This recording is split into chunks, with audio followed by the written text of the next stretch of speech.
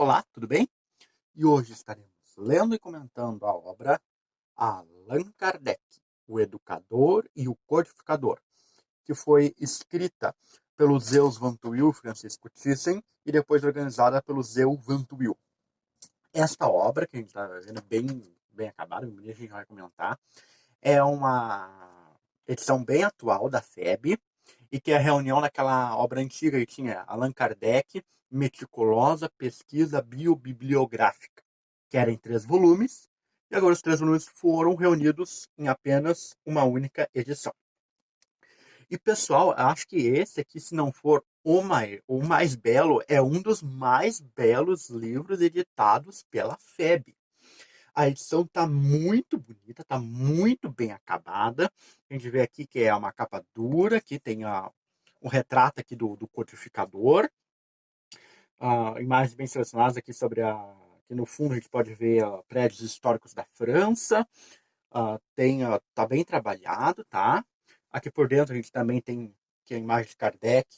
Aí aqui, ó, acho que é não é bem, um prédio da França, não sei se é o Museu do Louvre ou outra localidade.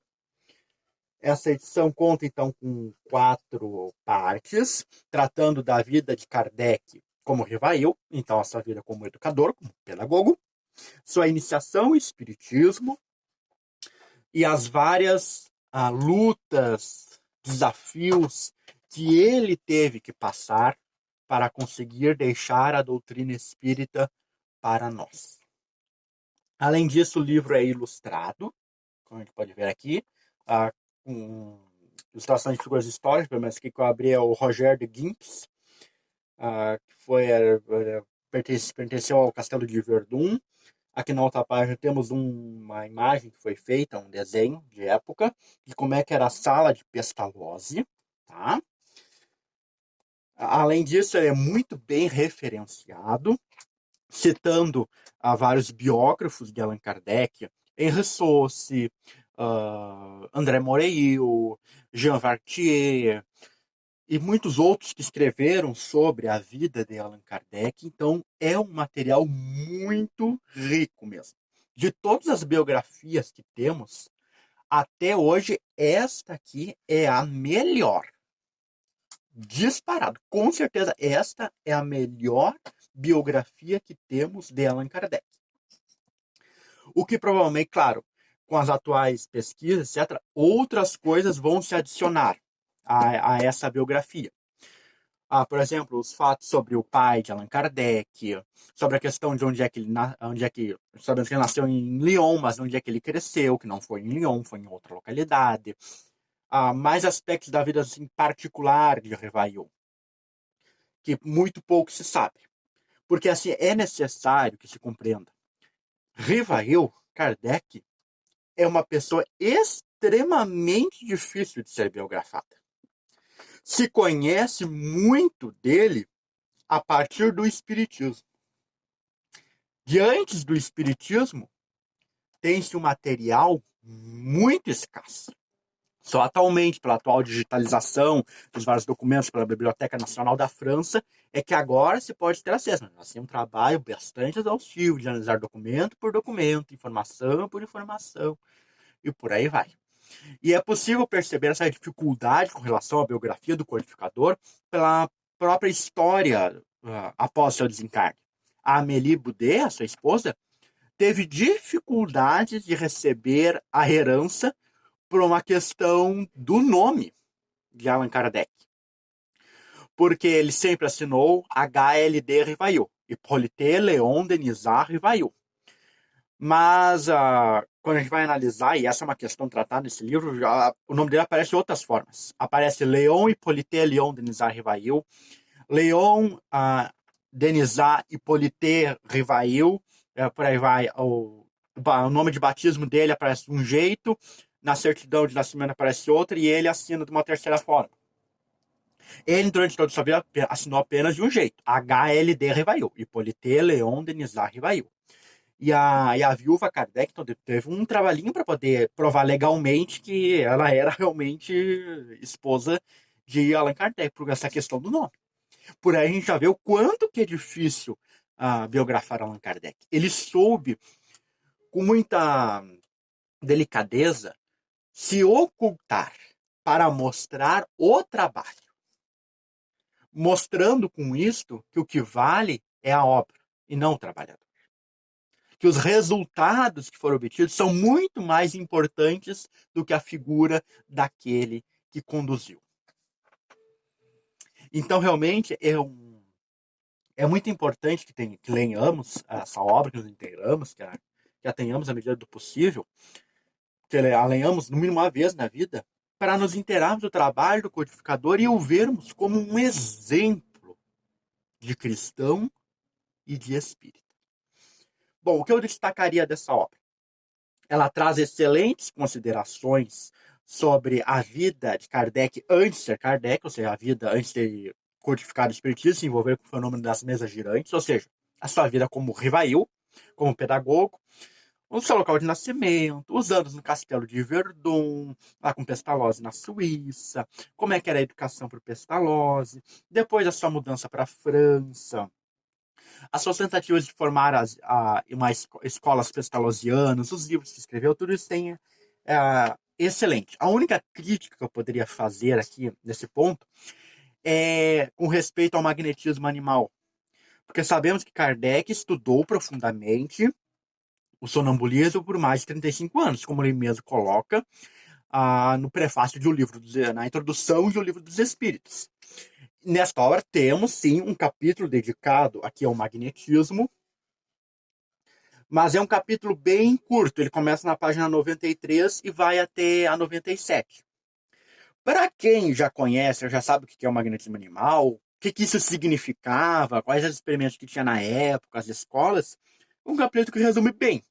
Agora, para quem não sabe, e é uma carência que nós temos no momento espírita, saber, no mínimo, o que era o magnetismo animal, o que significava, os seus postulados, seus princípios, o mais básico, assim, pode, então, ficar um pouco incompreensível no meu ponto de vista. Eu gostaria que tivesse um pouco mais de desenvolvimento.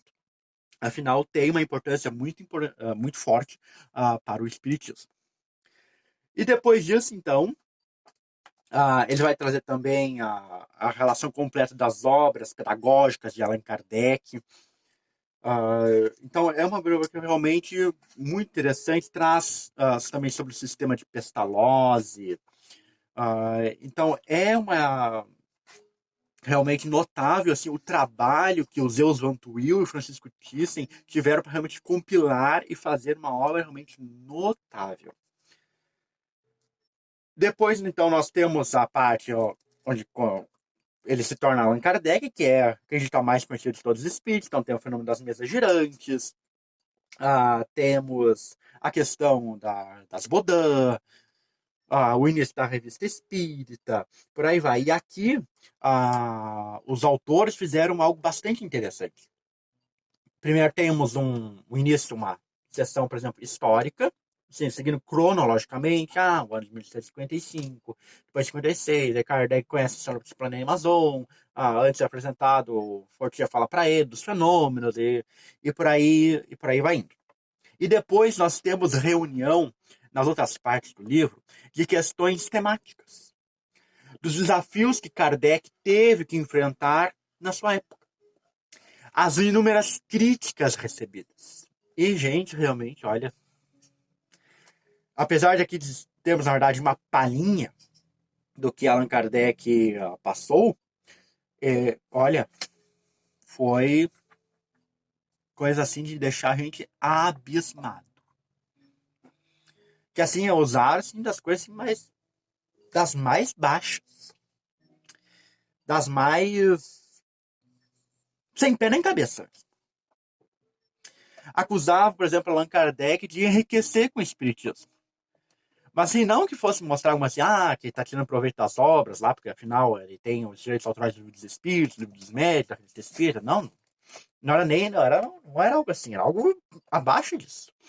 Dizia que ele andava numa carruagem que tinha 4 ou 6 pares de cavalos brancos, que ele só frequentava os melhores salões de Paris. E teve um aqui que, olha, que fez uma conta assim tão maluca que nem criança do fundamental faria diria um absurdo desse, desculpe. Mas ele diz que Kardec, em 1860 e cacetada, já tinha bilhões de francos que ele lucrou com o espiritismo. Sim, bilhões. Kardec, então, teria sido o primeiro bilionário do planeta Terra. E sem contar inúmeros outros ataques e críticas. Um dos pontos bastante interessantes e que vai moldando a personalidade de Allan Kardec, que também aqui é colocada, mostrando o quanto ele era sério, quanto ele era prudente, minucioso, mas quanto também ele era uma pessoa humana. Tem uma descrição dessas qualidades morais que é importante que leamos e lembramos, porque a gente tem muitas vezes a imagem, Kardec era um ser sério, meio carrancudo, assim que não ria, não achava graça de nada, estava sempre atrás do gabinete. E não era assim. Kardec era uma pessoa muito ativa, recebia muitas pessoas em sua casa. Os visitantes eram bem recebidos. Inclusive que conta que, para os amigos mais íntimos, realmente que frequentavam a sua casa, os seus mais próximos, ele era uma pessoa muito bem-humorada, muito alegre. Mas assim, gostava de contar até piadas, assim, não piadas de baixo calão, qualquer coisa, mas do bom humor, do humor sadio. E é uma imagem que muita gente não tem. A gente muitas vezes lembra apenas de Kardec, uma cara assim, parece meio fechada, assim. Tem alguns desenhos dele que parece que muitas vezes acabam reforçando. Tanto que a minha imagem preferida que eu tenho de Kardec é essa que eu vou estar mostrando agora aqui, que aparece nas ilustrações dos livros do Roque Jacinto para as crianças, que é Kardec sorrindo. Para mim, essa é a imagem, que obviamente é um desenho, como vocês estão vendo, mas para mim é a imagem mais bela que temos do codificador. Porque, no meu ponto de vista, e quando a gente lê aqui por essa obra, a gente vê que ela expressa bem a personalidade de Allan Kardec. O carinho que ele tinha pela infância e a toda a sua alegria em poder servir na seara do mestre.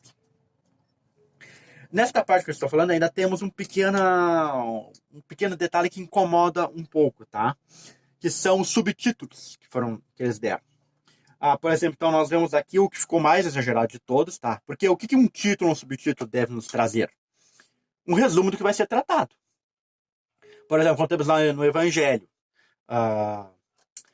bem-aventurados os pobres de espírito, é o título do capítulo. Aí vem, o que se deve entender sobre os pobres de espírito? O que se espera do texto que vai vir? Que vai explicar o que são os pobres de espírito. Quando tem lá, instruções dos espíritos. Fazer o bem sem ostentação. O que nós esperamos? Que ali vai ter instruções dos espíritos bons, explicando por que se deve fazer o bem sem ostentação. Então o título resume da informação do que vai ser tratado. Então, é o que? É curto, ocupa, sei lá, 1 ou 2 linhas. Então, o que nós vemos aqui, por exemplo, no subtítulo 13 aqui deste capítulo? Em vez de termos, então, um subtítulo que resumisse, temos um que ocupa 2 páginas, praticamente. Toda a página 391 e vai quase até o finzinho, ele ocupando todo da 392. Ele começa com ataques ao espiritismo, perseguições à doutrina e seus adeptos, uma religião no Velho e a Paris, do padre François Chasnel. E aí vai indo. Obviamente ele trata de todos os assuntos que aqui estão sendo listados, mas não haveria necessidade de listar todos. Um subtítulo que os resumisse, muito mais interessante. Então, essas são umas coisas que muitas vezes acabam incomodando um pouco a leitura. Além disso, esta obra também necessitaria de uma revisão um pouco mais cuidadosa. Muitas vezes aparecem alguns erros de grafia, erros de referência, bastante constantes. Por exemplo, o símbolo para a revista Espírito, quando referenciou, é RE e o ano. E muitas vezes aparecia RS e o ano. Várias vezes isso aconteceu. Mas é questão mais no detalhe. Apenas esses títulos maiores que realmente incomodam. E uma das partes mais belas que eu acho, por exemplo, que a obra nos traz, entre várias, que seria até difícil escolher apenas uma, pelo envolvimento que a obra traz, pelos temas que coloca, é sobre a desencarnação de Allan Kardec. Que é um dos episódios aqui mais emocionantes que nos trazem. Então, Francisco Thyssen e Zeus Van Tuyl traz a declaração, o pronunciamento de Alexandre Delany, que era o pai do Gabriel Delany, que é um dos contemporâneos de Allan Kardec, atuou fortemente na Sociedade Parisiense de Estudos Espíritas, vai falar no enterro, então, de Allan Kardec. Ele diz assim: ninguém saberia melhor que eu reconhecer as raras qualidades de Allan Kardec e render-lhe justiça. Muitas vezes, em minhas longas viagens, vi o quanto ele era amado, estimado e compreendido por todos os adeptos. Todos desejavam conhecê-lo pessoalmente, a fim de lhe agradecerem por eles lhe ter dado a luz por intermédio de suas obras, e lhes testemunharem sua gratidão e seu completo devotamento. Eles ainda o amam, até hoje, como um verdadeiro pai. Todos lhe proclamam o gênio e o reconhecem como o mais profundo dos filósofos modernos.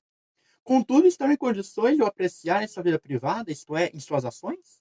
Poder avaliar a bondade de seu coração, seu caráter tão firme quanto justo, a benevolência de que usava em suas relações, a caridade efetiva que inundava sua alma, sua prudência e sua extrema delicadeza? Não, não puderam. Muito bem, é deste ponto de vista, senhores, que hoje vos quero falar do autor do Livro dos Espíritos, já que por muitas vezes tive a honra de ter recebido em sua intimidade. Como testemunhei algumas de suas boas ações, creio não ser descabido fazer algumas citações aqui. Um amigo meu de Joinville, o Sr. P, veio ver-me um certo dia. Fomos juntos à Vila Ségua, a fim de visitar o mestre, o local onde residia Allan Kardec.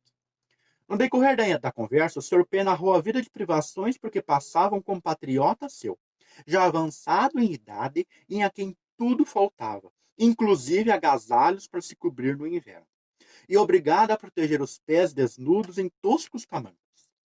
Este homem de bem, entretanto, longe estava de se lastimar, e, sobretudo, de pedir auxílio. Era um pobre envergonhado. É que uma brochura espírita lhe caíra sobre os olhos, permitindo-lhe aurir na doutrina a resignação para as suas provas e a esperança de um futuro melhor. Vi, então, rolar uma lágrima compassiva dos olhos de Allan Kardec, e confiando ao meu amigo algumas moedas de ouro, disse: tomai-as para que possais prover as necessidades materiais mais prementes do vosso protegido. E, já que ele é espírita e suas condições não lhe permitem instruir-se tanto quanto ele desejaria, voltai amanhã. Sereis portador de todas as obras que eu puder dispor, a fim de as entregar a ele. Allan Kardec cumpriu sua promessa, e hoje o velhinho bendiz o nome do benfeitor que, não satisfeito em lhe socorrer a sua miséria, ainda lhe dava o pão da vida, a riqueza da inteligência e da moral.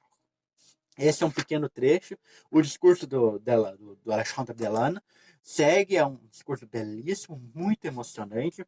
Não vamos ler todo aqui por questão do tempo, para o vídeo não ficar muito longo.